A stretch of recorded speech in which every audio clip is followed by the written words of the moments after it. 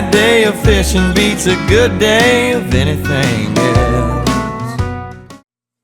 Hey, what's up everybody? The Fish Tank Guy here, and in today's video I will be taking you through the steps of assembling a 10-gallon sump.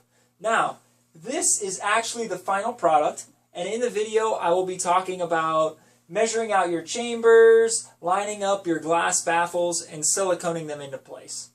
But there is a word of warning. For some reason, throughout the assembly process, I use the phrase glass baffle a whole lot of times, and I actually just used it again earlier in this little intro video, so prepare yourself for that, okay? Now, I hope you guys take away something from this video, some advice, some information about building a sump if you choose to do so yourself in the future. And once again, I'd like to thank you for watching, checking out my channel, and I hope you enjoy the video. Alright, now, before we get to planning and before we start figuring out where we want our glass baffles to be, you're going to want to take some rubbing alcohol and a paper towel and go along the inside surface on the sides and the bottoms, roughly in the areas where you're going to be installing your glass baffles. You want the silicone to hold well to both pieces of glass, so you want to make sure you get that out of the way first so you don't forget to do it when the time comes to actually install the glass baffles into the system. Now, the next thing you need to do is you need to determine how big you want the first chamber to be. For me, the most important part of the first chamber is my protein skimmer, which you can see I have installed, quote unquote installed, in the sump where I roughly would like it to be once it is up and running. Then what you'll want to do is you'll want to take a glass baffle. Now I already did the back there as a guide to make it easier for me to hold. Okay, and you'll want to kind of make sure that you have enough room to take out your protein skimmer without much hassle, and also put your hand all the way to the bottom of the chamber in case for any reason you wanted to clean out the chamber.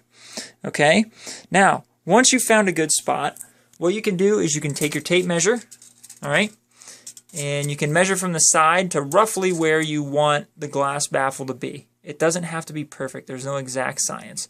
For me, I said 4.5 inches from the side. And then what I did was I went in 3 different spots on the side of the tank, measured 4.5 inches from the edge of the tank, and simply made a little mark. Little mark here, little mark here, little mark here. In a previous video, I actually mentioned using a Sharpie marker, but it would be better if you have a dry erase marker because it wipes off much easier. A Sharpie, you will be able to get it off, but if you do have a dry erase marker, that would be a better option. Now that you have your marks on the outside of your glass, you're going to want to flip the tank around and do the same on the back. Now, once you have both sets of markings in your tank, I'll talk about what we're going to do next. Okay, now that we've got our markings on the glass, what we'll do is we'll take our first glass baffle, and you'll notice that I actually have already taped off the sides of this glass baffle. I haven't done the bottom yet, but I have done the sides, and I did it maybe about 1/4 inch away from the edge, and what this will do is create a nice, smooth line of silicone when I actually apply it, because I can pull the tape off and any excess will come off when I do that. So I did that ahead of time, but what you'll do is you'll put your glass baffle inside your tank and you'll essentially line it up. It's going to be hard to see a little bit. You're going to line it up with those marks that you made. There you can see the 3 marks. 1, 2, and 3. You'll want to line it up. Now, I'm going to have to do this next part off camera because it's difficult to hold and put the pieces of wood in there at the same time. But you'll want to take one of your pieces of wood, put it into your tank, and press it up against your glass baffle. So when it is completely flush against it, that glass baffle lines up with your 3 marks. And then what you'll do is you'll take a clamp like I did on the other side here. You'll clamp another piece of wood on the outside so you don't scratch your glass up. And you'll tighten that clamp so you can push against that piece of wood and it doesn't move. That'll make it easier for you to run a line of silicone, because if this is flopping all over the place, it's going to be really difficult to apply the silicone evenly and hold it at the same time. So that's why we're doing that. Now after the cut, you'll see what both sides, having the wood support on both sides, looks like, and then we will talk about the next steps from there. Okay, once you have both wood supports in place, it's really easy to hold your glass baffle up against them, and this also provides a good opportunity to mask the side of the tank if you would like. Now you can see the gap that I left in there to allow for some silicone to contact both the piece of the glass baffle and also the side of the tank. I did that on both sides.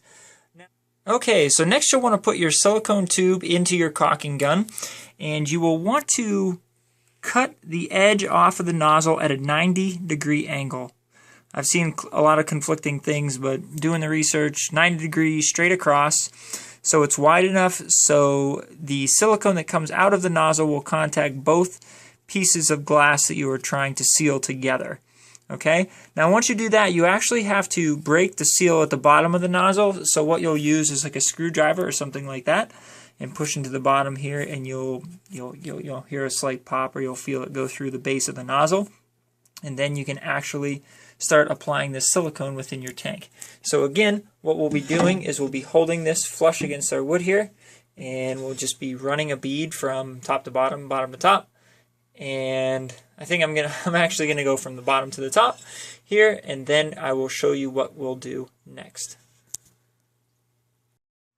Okay, so you'll see we have a bead of silicone there, and next what we'll do is we'll actually get some saliva on your finger and run your finger along the joint, groove, whatever you call it, and smooth out the silicone so it evenly covers both the side of the tank and your glass baffle. Now we have it all smoothed out. I actually just ran, like I mentioned, I ran my finger from the bottom of the tank to the top, or the bottom of the glass baffle to the top, and then any excess silicone I had on my finger I just wiped off with a paper towel or another type of towel you don't really care much about. And the next thing you'll want to do is you'll want to remove the masking tape, because silicone cures fairly quickly, I believe within 5 minutes or so, and you don't want that masking tape kind of stuck underneath it. You want to take advantage of the masking tape and use it to clear off any excess that you got on it when you smoothed it out with your finger. Now, from doing the first joint here, I did get quite a bit on the one piece of masking tape, so it makes me feel like I might actually tape off the bottom of the tank so I get a smooth, clean line on that as well. Alright, I'm going to remove the tape and we'll see what we got. Okay, here we have our first glass baffle, one side of the baffle completed. You'll see the silicone running from one side across the bottom, across the other. Now, one thing I learned already is I would recommend masking off the bottom of the glass baffle before you put it into the tank, because that can be pretty tricky to kind of get your hand down there and get the tape even from one side to another, especially since I already had done the one side and I didn't really want to disturb it at all. However, okay, so as you can see, I've installed a second glass baffle and I have the third in place, ready to go. But as this is part of the bubble trap, there were a few things that I wanted to mention before I continue. Now, a lot of folks online recommend that you have 1 inch between each of your glass baffles in your bubble trap design.